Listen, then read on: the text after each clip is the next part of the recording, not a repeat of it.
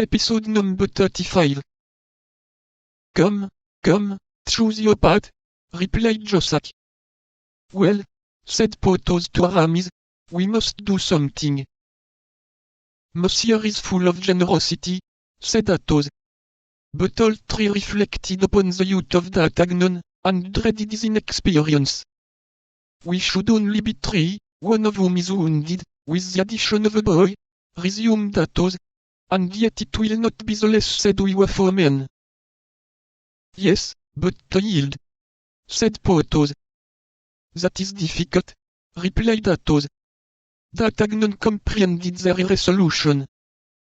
Try me, gentlemen, said he, and I swear to you by my honor that I will not go hence, if we are conquered. What is your name, my brave fellow? Said Athos.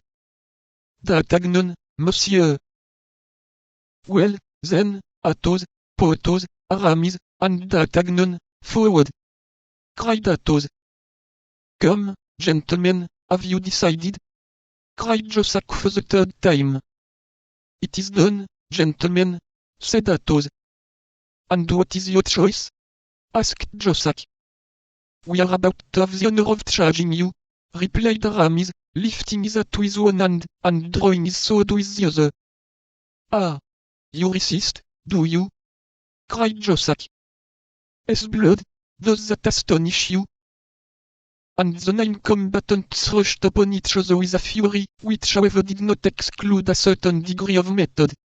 Athos fixed upon a certain Cahusac, a favorite of the cardinals. Porthos had Baccarat, and Aramis found himself opposed to 2 adversaries. As to D'Artagnan, he sprang toward Josak himself. The heart of the young Gascon beat as if it would burst through his side, not from fear, God be thanked, he had not the shade of it, but with emulation. He fought like a furious tiger, turning 10 times round his adversary, and changing his ground and his guard 20 times. Josak was, as was then said, a fine blade, and had much practice. Nevertheless it required all his skill to defend himself against an adversary who, active and energetic, departed every instant from received rules, attacking him on all sides at once, and yet parrying like a man who had the greatest respect for his own epidermis. This contest at length exhausted Josak's patience. Furious at being held in check by one whom he had considered a boy, he became warm, and began to make mistakes. D'Artagnan, who though wanting in practice had a sound theory, redoubled his agility.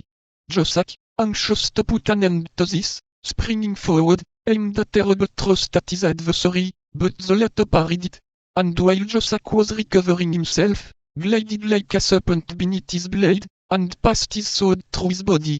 Josak fell like a dead mass. D'Artagnan then cast an anxious and rapid glance over the field of battle. Aramis had killed one of his adversaries, but the other pressed him warmly.